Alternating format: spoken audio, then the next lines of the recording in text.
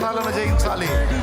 చంచలుడవైన నువ్వే స్థిర మనస్సు కలిగిన వాడివి కావాలి. నా దేవుడు చేస్తాడు నిన్ను, నా దేవుడు చేస్తాడు తల్లి నిన్ను, నా దేవుడు చేస్తాడు ఆయన నిన్ను.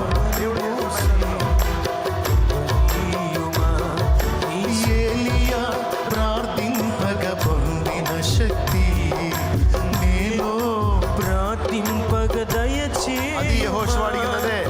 ఏలియా ప్రార్థింపగ మోషేకి తోడైనట్టు నాకు తోడైలేవా? నన్ను నడిపించలేవా? నా దగ్గరికి రాలేవా? నా సహవాసానికి రాలేవా? నాకు కూడా కావాలి నీ సన్నిధి.